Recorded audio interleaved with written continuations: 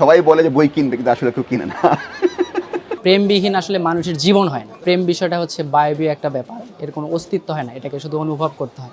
এখন অনেক সময় দেখা যায় যে বোঝাপড়ার অভাবে অনেকের প্রেম বিচ্ছেদ হয়ে যায়, তিনি এই জিনিসটাকে এক্সপ্লেন করছেন। তো এটা আমার প্রথম উপন্যাস, এটা একটা সামাজিক ও রাজনৈতিক থ্রিলার। গল্পের মূল প্রেক্ষাপটটা হচ্ছে দিনাজপুর কেন্দ্রিক, যেহেতু কান্তজির কাতুলীয় কাণ্ড নাম থেকে হয়তো বুঝতে পারছেন আপনি। শিপে আমরা কিভাবে থাকি, কিভাবে পার্টি করি, কি আনন্দ করি, ঝড় আসলে কিভাবে ট্যাকেল করি, এগুলোর উপরে বেশিরভাগ লেখা। তারপরে 2000 লাইনে আমি রাসূলুল্লাহ সাল্লাল্লাহু আলাইহি ওয়াসাল্লামের জীবনী সম্পূর্ণরূপে লিপিবদ্ধ করার চেষ্টা করেছি। এক সময় ফাটল ধরে বিচ্ছেদ হয়ে যায়, এরপর নিচ থেকে আবার দুজনে একাকার। প্রতিকূল পরিস্থিতি থেকে কিভাবে ওভারকাম করবে এবং কিভাবে নতুন করে স্বপ্ন চোখে মুখে দেখে এগিয়ে যাবে। গতবার থেকে এবার একটু বই কেনার পরিমাণ কম। এই বইটা তো মূলত প্রেম নিয়ে লেখা, যেহেতু বর্তমান যুব সমাজের মধ্যে প্রেমের বিষয়টা আসলে একটু ব্যাপকভাবে সাড়া জাগাইছে, তো সেই হিসেবে বইটা ভালোই সাড়া পাচ্ছে বর্তমান পাঠকদের মাঝে, এবং তারা মোটামুটি চাচ্ছে বইটা। উঠতি বয়স, বিশেষ করে যারা আসলে বর্তমানে যুবক বলতে ধরেন এজ যদি আমি লিমিটেশন করি তাহলে সেটা 15 থেকে 25 বছর বয়সী যারা, তাদের কাছে মূলত বইটা আসলে ব্যাপকভাবে সাড়া জাগাবে। বইয়ের নামটা হচ্ছে বৃত্ত, এটা নাজমুল হোসেন মিলন ভাইয়ের লেখা। এইখানে তিনি মূলত বুঝাইছেন যে আসলে প্রেম বিষয়টা হচ্ছে বায়বীয় একটা ব্যাপার, এর কোনো অস্তিত্ব হয় না, এটাকে শুধু অনুভব করতে হয়। এখন অনেক সময় দেখা যায় যে বোঝাপড়ার অভাবে অনেকের প্রেম বিচ্ছেদ হয়ে যায়, তিনি এই জিনিসটাকে এক্সপ্লেন করছেন। এবং প্রেমবিহীন আসলে মানুষের জীবন হয় না। তো এইটা যদি কেউ বইটা পড়ে তাহলে আমার মনে হয় যে তাদের মধ্যে আসলে প্রেম ভালোবাসার বিষয়টা গাঢ় হবে। পাঠকদেরকে বলবো যারা কিনতে চায়, নিতে চায়, তারা 603 নাম্বারের স্টল। বইটা তো সারা পাচ্ছেই, পাশাপাশি এটা আসলে আরো ভালো করবে আর কি। প্রথম উপন্যাস কান্তজির কাকতালীয় কাণ্ড এবার প্রকাশ হয়েছে। তো এটা আমার প্রথম উপন্যাস, এটা একটা সামাজিক ও রাজনৈতিক থ্রিলার। গল্পের মূল প্রেক্ষাপটটা হচ্ছে দিনাজপুর কেন্দ্রিক, যেহেতু কান্তজির কাতুলীয় কাণ্ড নাম থেকে হয়তো বুঝতে পারছেন আপনি। এখানে যদিও পুরো গল্পটা, পুরো প্লটটাই হচ্ছে আপনার কল্পকাহিনী কেন্দ্রিক, কিন্তু এখানে ছোটোখাটো কিছু ঘটনাবলী, কিছু জায়গা, স্থান, কিছু ইতিহাসের বিষয়, এগুলো আসলে বাস্তব। এগুলো আমার যে অভিজ্ঞতা থেকে আমি জিনিসটা নিয়ে এখানে এই কল্পকাহিনীতে যুক্ত করেছি। প্রফেশনাল জীবনের প্রথম দিকে আমি সাংবাদিকতা দিয়ে শুরু করি। তো সাংবাদিকতা থেকে আমার লেখার হাতে করি। সেখান থেকে হচ্ছে লেখালেখির অভ্যাসটা কখনোই শেষ হয়নি, আমার চালিয়ে যাচ্ছিলাম। আমি নিজে উপন্যাস পড়ি, কিন্তু আমার বাংলাদেশে উপন্যাসের একটা ট্রেন্ড দেখেছি যে প্রত্যেকটা উপন্যাসের বই হচ্ছে 100 থেকে 200 পাতার মধ্যে শেষ হয়ে যায়। তো কেনার পর পড়তে বসেই পড়া শেষ হয়ে যায়, নিয়ে আপনার চিন্তা বা ফুড ফটোর থাকে না। এটা কোনো আবেশ হয়তো বা গল্প নিয়ে রয়ে যায়, কিন্তু লেখা নিয়ে চিন্তা করার যে বিষয়টা, সেটা অনেকক্ষণ থাকতে পারে না।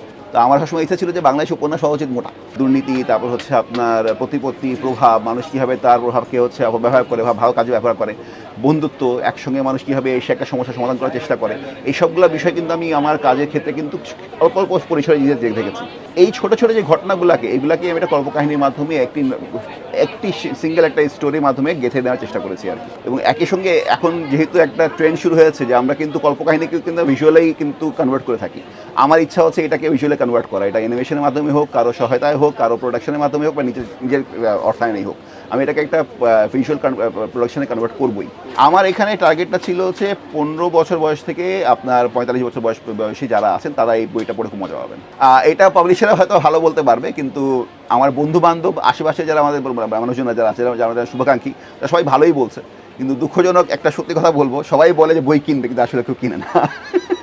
আমি প্রায় 39 বছর সেল করেছি পৃথিবীর 6টি মহাদেশে এবং 100টিরও বেশি বন্দরে। তো এখানে আমার সমস্ত স্মৃতি কথা, তা মেরিনের লাইফটা কেমন, আমার ওয়াইফও সেল করেছে আমার সাথে, তার লাইফটা কেমন ছিল, শিপে আমরা কিভাবে থাকি, কিভাবে পার্টি করি, কি আনন্দ করি, ঝড় আসলে কিভাবে ট্যাকেল করি, বিভিন্ন দেশে যখন যাই তখন তাদের সাথে আমাদের যে একটা আন্তরিকতা গড়ে ওঠে। তা ভিন্ন জাতির সাথে আমি সেল করেছি, প্রায় 60টি জাতির সাথে।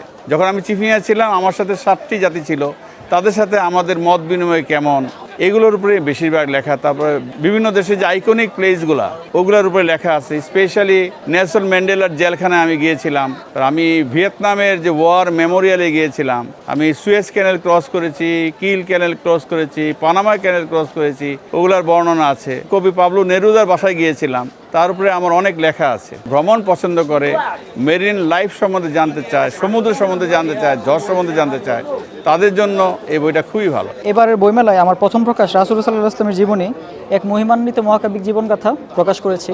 বইটার ভিত্তি হচ্ছে রাসূলুল্লাহ সাল্লাল্লাহু আলাইহি ওয়াসাল্লাম, তবে এর বিশেষত্ব হচ্ছে আপনারা জানেন 1400 বছর ইতিহাসে রাসূলুল্লাহ সাল্লাল্লাহু আলাইহি ওয়াসাল্লামের অনেক জীবনী লেখা হয়েছে, যা লেখা হয়েছে মূলত গদ্যের ভাষায়। আমি সেই গুটি কয়েক লেখকদের একজন যা রাসূলুল্লাহ ইসলামের জীবনী কবিতার ভাষায় প্রকাশ করেছে। এই বইটির মধ্যে 17টি কবিতা রয়েছে এবং এই 17টি কবিতায় প্রায় লাইন রয়েছে 2000।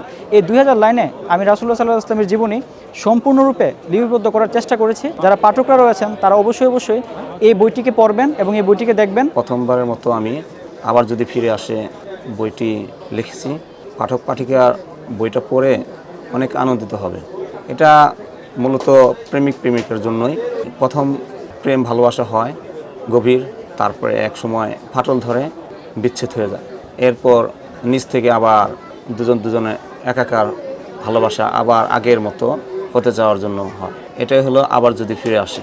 তরুণ সমাজের মধ্যে একটি শ্রেণী যারা শিক্ষার্থী এবং বেকার, তারা একটি সময়ে হতাশায় নিমজ্জিত হয়। সেই হতাশার সময় তারা বিভিন্নভাবে ঘাত প্রতিঘাত পরিস্থিতির মধ্য দিয়ে চলে যায়। তা আমি সেদিক থেকে চিন্তা করেছি তারা কিভাবে তাদের প্রতিকূল পরিস্থিতি থেকে কিভাবে ওভারকাম করবে এবং কিভাবে নতুন করে স্বপ্ন চোখে মুখে দেখে এগিয়ে যাবে। পাঠক যদি পড়ে আমি আশা করি তারা আরও পড়তে চাবে। এই বইটি বইমেলায় পাওয়া যাচ্ছে 284 নম্বর স্টল, অমরাবর্তী প্রকাশনী। বেশিরভাগ বই হচ্ছে মার্কেটিংয়ের বই। এরপরে মার্কেটিং ছাড়াও আমাদের স্টলে কিছু ইতিহাস, রাজনীতি, উপন্যাসের সংখ্যা খুব কম, তবে ইতিহাস, রাজনীতি আর মার্কেটিং টাইপের বই হচ্ছে আমাদের স্টলে বেশি। গতবার থেকে এবার একটু বই কেনার পরিমাণ কম।